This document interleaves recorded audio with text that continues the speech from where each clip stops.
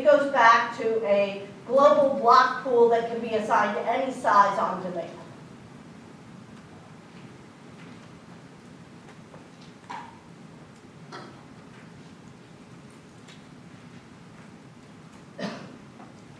All right, here's Mark Compact. It fills up the allocation space. It performs a trace to find the new objects, and then it performs another pass, building what's called a break table, telling it where to put the objects and how to update the pointers, and then swishes them over to the side.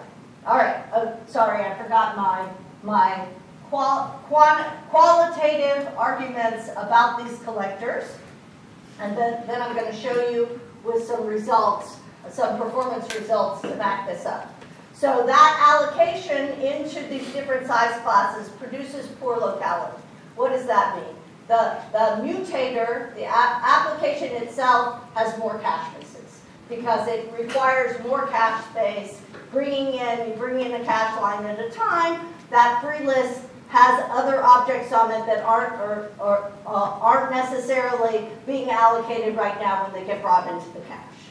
So I did talk about there's some fragmentation because you fill up one size class and you haven't filled up all the size classes when you trigger a collection. And then there's super low computational overhead because all you have to do is mark. Just go mark, I'm done. I've identified all the live objects, and I can do a sequential sweep, and I can do that sweep, as Hans Bohm taught us how to do, called lazy sweeping. I don't have to do that sweeping right this second. I can do it concurrently with the application or lazily when I need more free space. So I don't have to take that whole cost in the pause. All right?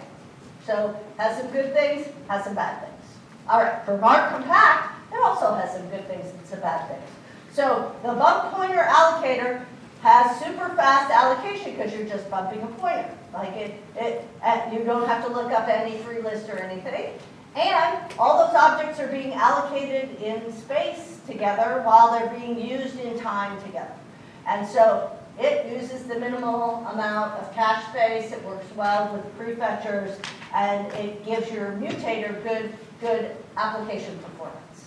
There's no fragmentation there, and the tracing, the first phase that finds the live objects is fast, but the rest of it is slow because you take the multi-pass, another pass over the whole live object graph to smush them into one space. So that computational overhead means that this isn't a popular regime anymore. All right, semispace essentially said, I'm going to trade memory to get that good locality. So I'm going to run out of memory, but I'm going to reserve half the heap. I'm always going to have half the heap to copy into in case everything survives. I have to be conservative there.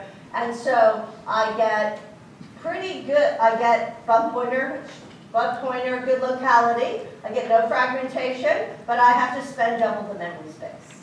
All right? And the collector itself is pretty fast because it's not as fast as marking, but it is pretty fast to just copy the object as soon as you see it and put a forwarding pointer in it for any other pointers that end up referring to it that need to be updated. Sorry, just a question on terminology. So would you consider like the generational garbage collector one of the semi-space collectors? Because most, or according to Rotel, most objects do not survive, so you don't actually have to count everything. So what's your name? Aaron? Aaron? Yeah. All right. So generational collector, which we'll get to in a minute, uses a semi-space nurture. Okay? So it gets the advantage of the bump pointer and the fact that many objects have very short lifetimes, and so you don't have to copy them if you wait long enough for them to die.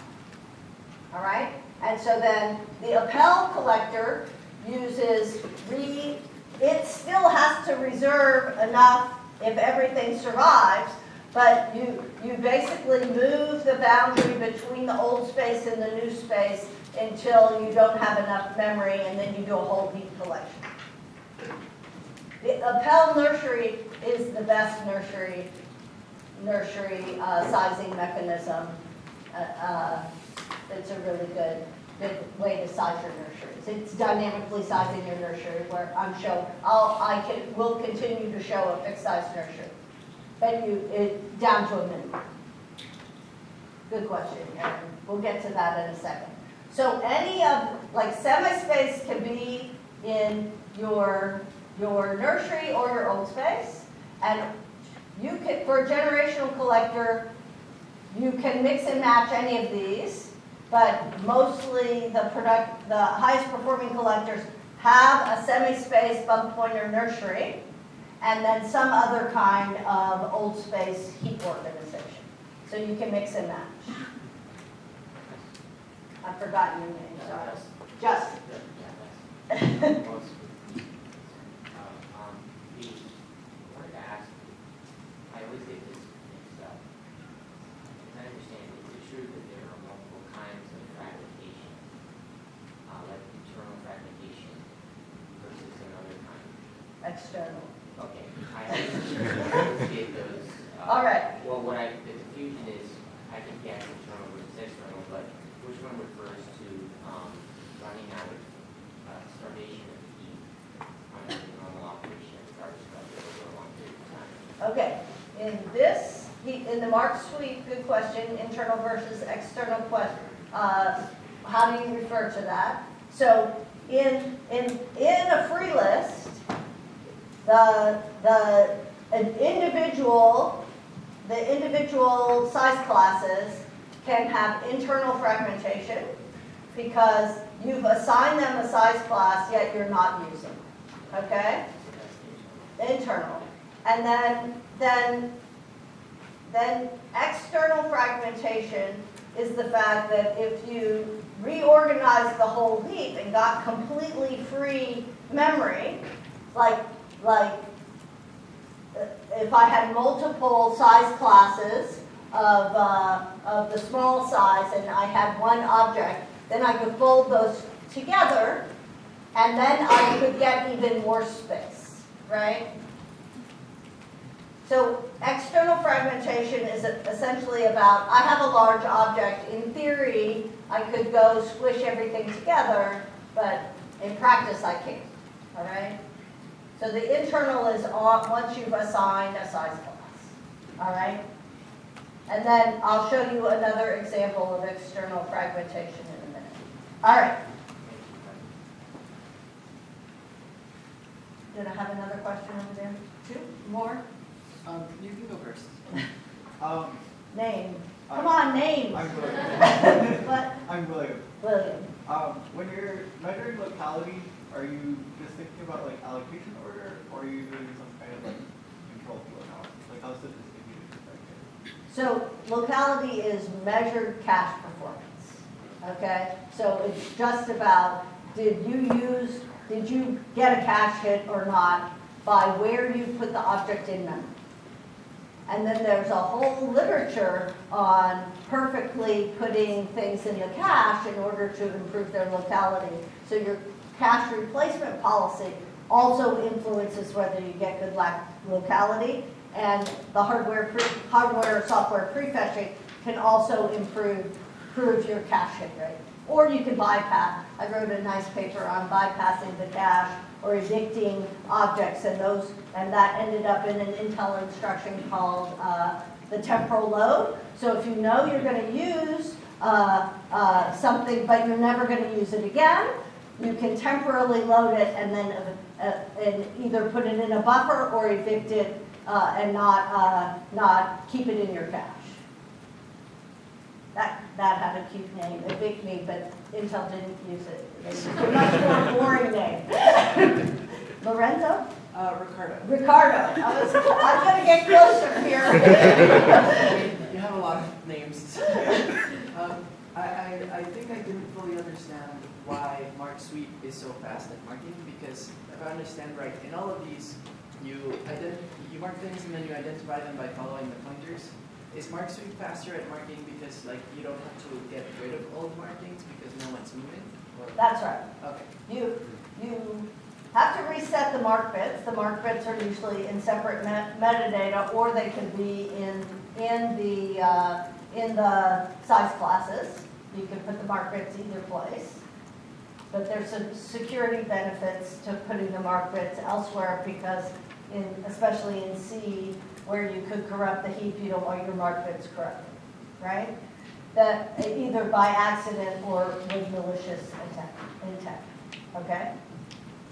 Does that answer? So because all they do is set the mark bit, and then you don't, in fact, it's so fast, you don't check to see if the mark bit is, there's some optimizations that if the mark bit is already set, that you can identify that quickly, right? All right, mark region. Oh, one more question. Oh, yes, I'm Greg also. Did these? How do you go to summer school if you're from Google? I'm taking vacation. I'm getting paid by Google to do that. Technically, PTO is paid too. Do all these strategies work? Like, how do finalizers change the picture? So finalizers mean that when you identify the object as dead, you have to run some extra code. And that code could potentially resurrect objects that are already kind of, yeah. That's right. So you have, before you say it's really free, you have to run your finalizer. Okay?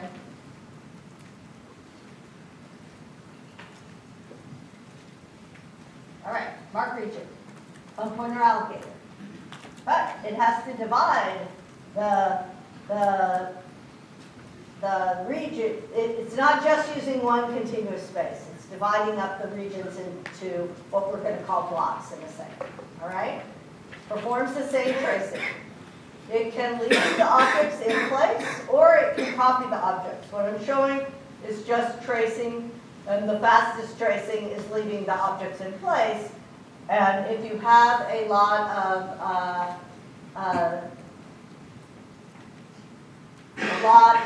of nursery and new objects have died a lot, you will get a lot of blocks back. But some blocks will have some live objects in them, and you won't get the block back, but you can potentially get some of that space in between the objects back if you do something smarter than the naive implementation I'm showing here. And so I'm going to talk about that in a second. So at the highest level, we've got that bump pointer. We love that bump pointer for locality. We've got low fragmentation because we got that whole block back, and we only have a little bit of waste over in the right-hand side block. And I'll show you how we can make that even better. And then that tracing is very fast, although you do need to do some copying sometimes to get rid of fragmentation, and then that increases your cost a little. All right? So low memory. So this is going to be better than the others, or PLDI wouldn't have accepted it because GC is a performance-based field. All right. So let's talk about what made IMIX work. All right, was this notion of lines and blocks. So if you make your regions really big, okay, you have some problems. You have good, more continuous allocation, which we know we love now. And then, but we have more fragmentation if there are any live objects there. All right, but if you make the regions too small, you get internal fragmentation in each region because you can't fit the next object and you have to go over to the next region. And also there's metadata overhead. The smaller you make the regions, the more regions you have to keep track of, so there's some trade-offs there too. And it constrains the object size. So hierarchy of lines and blocks is the answer with some simple rules. So you have some number of pages for your region size, and then you divide the region up into lines, and lines are either the same as a cache line size, which works best, or some multiple of the cache line size. All right? And then you get good, then your heap organization matches your memory hierarchy organization, because you need to hit in the TLB also. Yes, thank you, Greg. and things get brought in and out of the caches at a line granularity, and things get in and out of memory at the page granularity. So making a multiple of the page size or matching the page size, depending on whether you're using large pages or not, is another important optimization. All right. And then you have different rules, okay? Objects can span lines. So the lines don't make you move the object. You just bump point into the whole region just like it was a semi-space, all right? But when you mark an object, you have to be careful, because now it can be on one line or another, and you need to keep track of lines in order to reuse them, all right? So when you find the object, you mark, and you do two marking actions. You need to mark the line, the block, with three marking actions. The block is live, the line is live, and the object is live, once you find a live object. All right. Let's see. And then when you sweep those blocks, you get a whole block back. You get some partially full blocks with free lines in the back, or you could get nothing back and you could have some internal fragmentation there. But if you're getting a line back, that's fragmentation that you can allocate into, so it's free. So it's not fragmentation. It just restricts the object size. So now if I'm allocating into this block, I can only allocate an object that's the size of one line, and because the next line I'm not keeping track of where that object is aligned in that line, so that's considered in use. And then on the far right, though, I can allocate an object that's two lines. And then there's some optimizations, because lots of small objects are allocated, and so you want to reuse the partially filled lines, and you never want to blow over a line that's free if your object's too big, and just try to go search for a bigger object. So we have what's called an overflow allocation for big objects that, like, if you get a 3-line object, here I'll just find another block to put it in, and that overflow block will be one of these completely free ones, and I'll keep populating it that way. Question? Yeah, my name's Jeremy. I guess I'm in that case of allocating small objects. It seems like there would be added overhead to find the small fragmented lines that are still available, that are not, not right at the beginning necessarily. Right. So what we do is keep track. Each set of lines on a block that are available have the head of the bump pointer and the end, and you say, do you fit, right? And then that's fast to allocate into these. But if you don't fit, and there's a free line there, right? You leave that block intact because you assume you're going to get another one eventually. And you open up a completely free block for things that were too big to fit in what you've got right now, because it could be one line, it could be two, it could be three. It just depends on the object size you're trying to allocate right now. And so you want to keep that line, you want to use the line to maximize your use of memory and minimize fragmentation. And that was critical to performance on a couple benchmarks, was that overflow allocation idea as an optimization. All right. So I just talked about recycling lines in blocks. And so that gives us less fragmentation, but the common case is still the bump point into these partially full blocks. So how do you determine the size of the Aaron, Aaron. Aaron, Yes. I'm getting closer and closer. So how do you determine the size of the block? So experimentally. So we tried things, and I think in the original paper, we've got like, I can't remember now, like multiple pages. So like 4K, maybe 64K. I think the blocks were 64K, and the lines were either 128 or 64 bytes, one of those two. Good question, Aaron. William? This is sort of related to that, but it seems like there's a trade-off between like maintaining alignment and like how densely you're packing the objects. That's right. And So that's why you have powers of two lines, and if your objects need alignment, you have to just make sure when you update your bump pointer to be that it's on the alignment, the common alignment, right?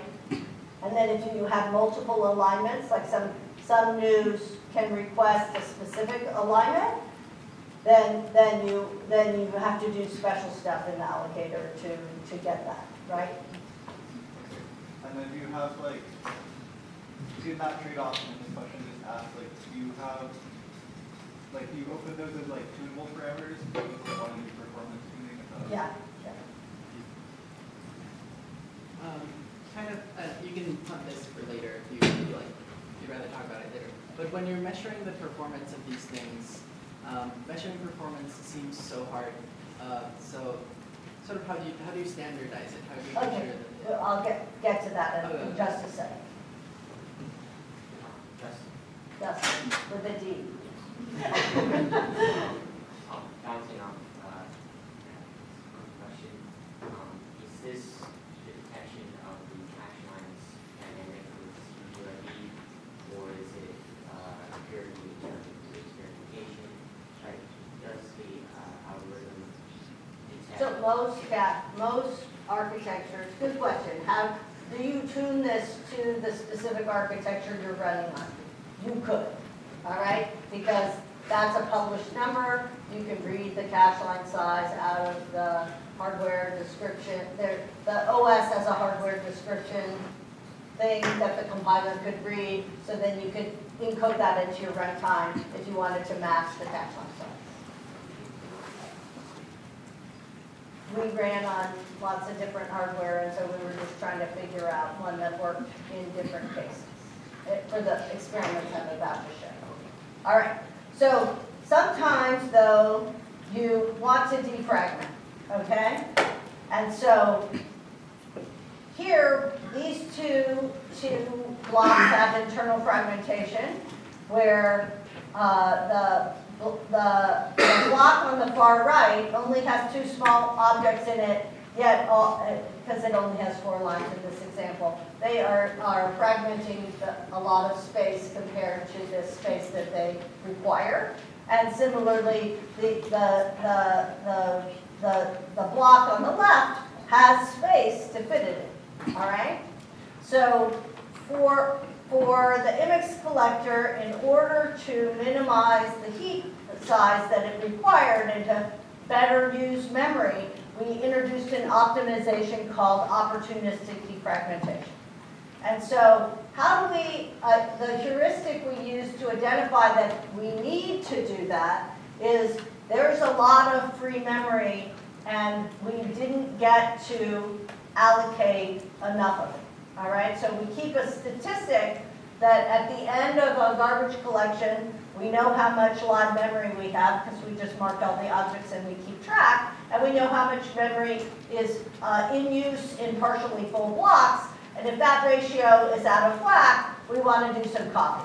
All right, and so we're going to evacuate some of the objects and we're going to fold them in. We can either put them on a completely empty block, but generally when you run out of memory, you don't have that many empty blocks, but you reserve a few to get this copying started if you need to.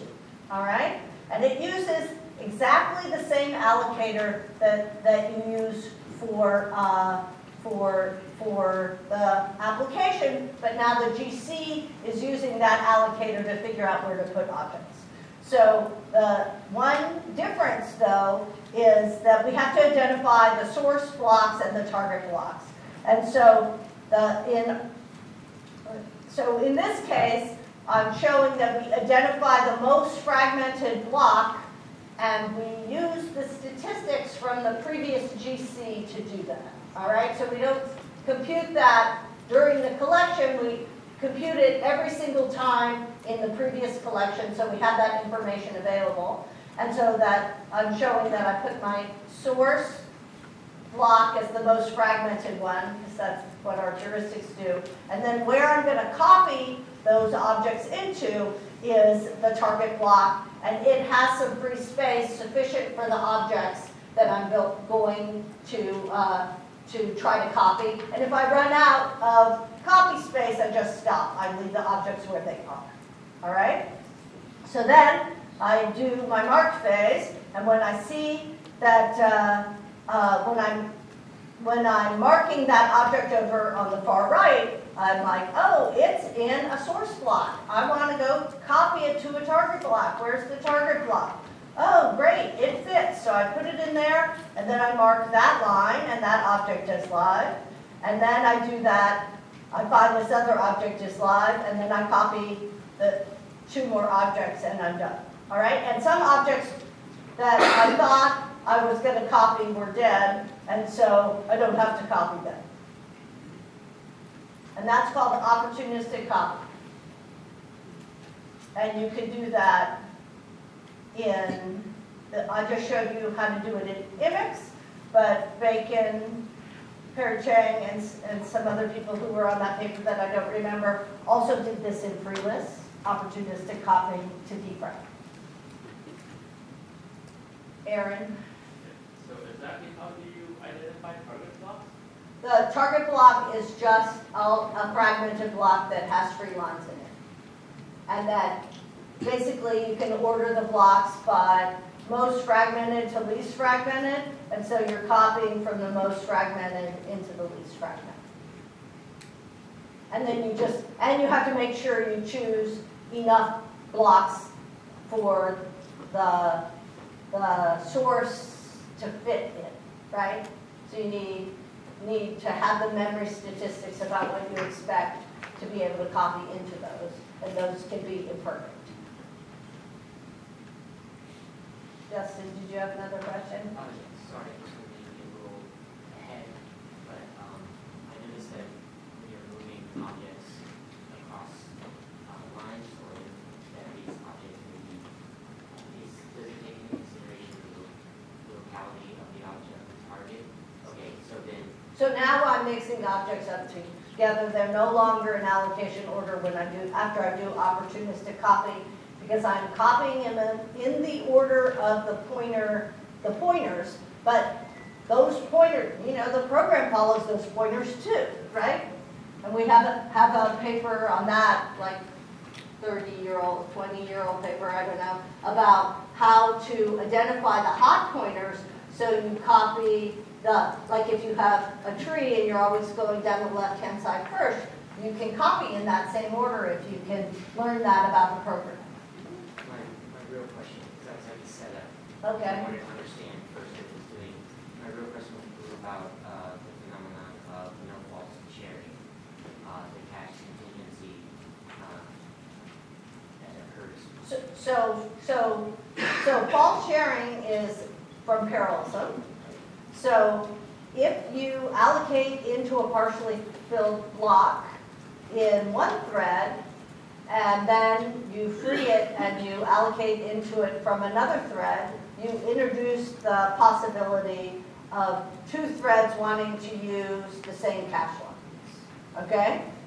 But if the lines are cache line size, right, you only will have a new, fresh object on a line on a different line. Okay? So you won't introduce false sharing by reusing lines as long as they're at least a line size or a multiple of the line size. Okay? Great question. I love false sharing.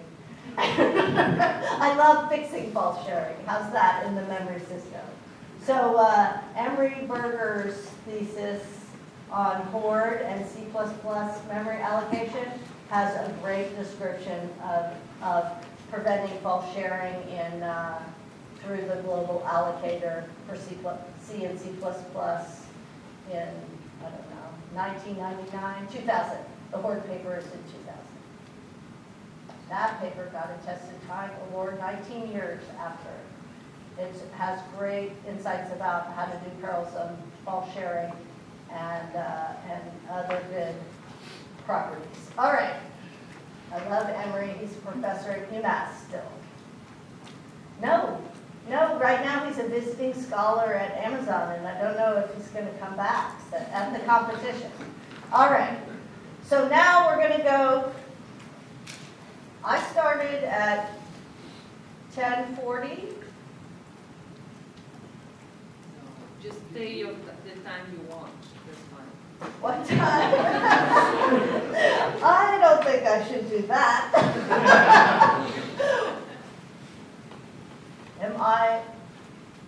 I'm like way not going to get to the rest of my talk. I'm not in practice for this. I haven't been teaching for a decade or more. All right. So let me go faster. All right. So the collectors I've described so far are what we call stop the world. You have a bunch of parallel threads, you stop them, you run these collectors. I'm going to talk about the full heap version, and then I'll talk about generational garbage collection. So these is, although it looks like a cartoon, it's not. It's the geometric mean of not the most current version of DeCapo. These are the results out of the 2008 paper. These results still hold today. And it has the mutator, just the program part, not the stop the world part, and it shows mark sweep, and that's about a 10% gap in the application performance because of that poor locality. And then you see that the red, which is semi-space, and the purple, which is mark compact, they get that promised good cache locality, and it shows up as a 10% performance win, all because of better cache misses.